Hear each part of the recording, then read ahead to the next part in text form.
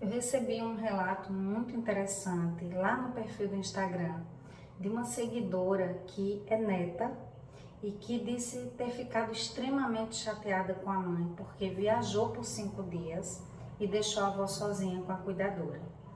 E ela disse que não estava conseguindo administrar bem aquele sentimento, que não estava conseguindo falar com a mãe, porque a mãe deixou a avó sozinha com essa cuidadora e viajou no meio da semana, que ela poderia ter feito isso no final de semana e ter combinado com essa neta para que a neta tivesse ali auxiliado nesse cuidado. E aí ela disse que a mãe trabalha das 8 da manhã até as 19 horas, que só fica com a avó nos fins de semana e que a avó dorme entre 18 horas de um dia até 10 horas do dia seguinte. Então, durante a semana, essa mãe e essa avó praticamente não se veem.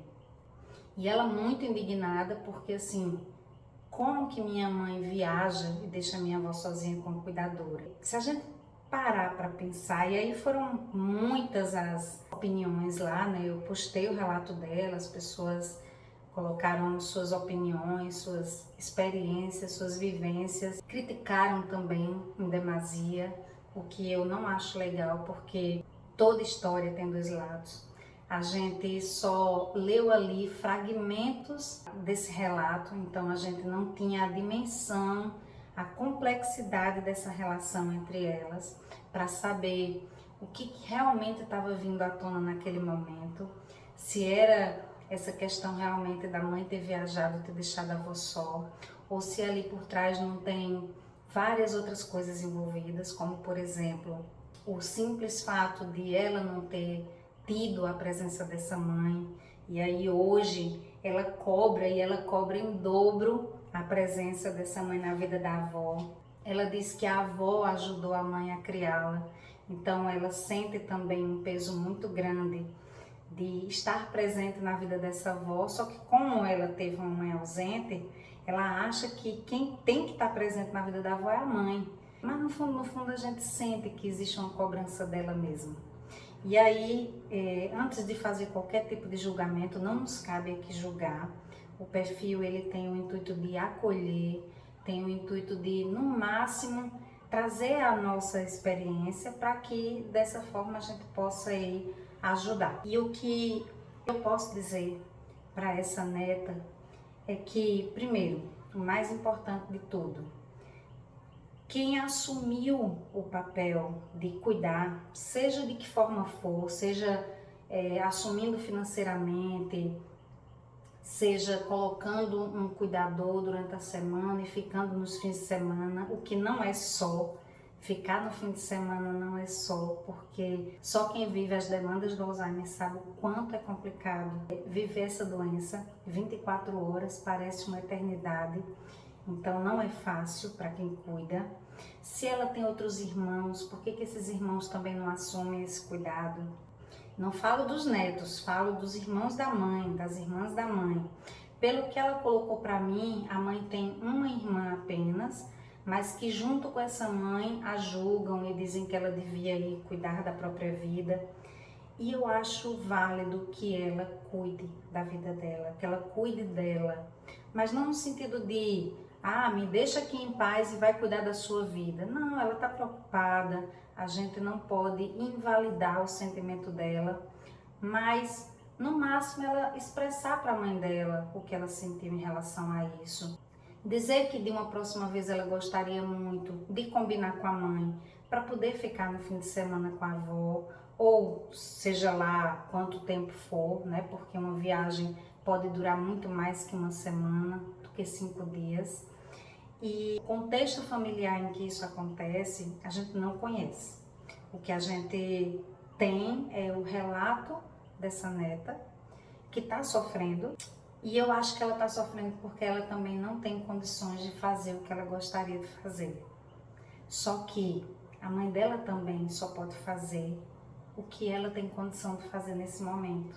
E talvez a mãe dela, nesse momento, precise desse espaço, precise desses 5 dias. Todos nós cuidadores precisamos. A gente tem que ter tempo para o nosso familiar, mas a gente também tem que ter tempo para a gente.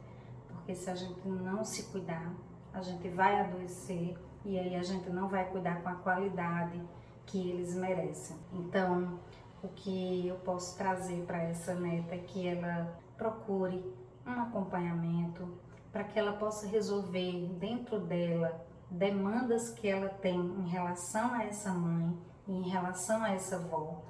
Ela, na verdade, ela está cobrando da mãe muito mais do que o amparo da avó. Ela está cobrando um amparo que ela não teve. E quando ela sente essa ausência na vida da avó, é a ausência dela também, porque ela sabe que por algum motivo ela não tem condição de dar além do que a mãe dela oferece. Viajar é preciso, cuidar de si é extremamente necessário. É o conselho que eu dou para todos vocês. Se cuidem, coloquem a máscara de oxigênio primeiro em vocês para cuidar com qualidade, porque eles merecem que a gente esteja 100% presente, seja por um dia, seja por uma noite, seja por uma semana. Mas antes de viajar, é muito importante que a gente tenha o cuidado de avaliar qual é a melhor opção. É deixar o nosso familiar em casa, num ambiente que ele já conhece, que ele já está adaptado, e colocar alguém com ele, alguém que ele confie, que ele já conheça. Não pode chegar do nada, trazer um cuidador hoje e amanhã já se ausentar.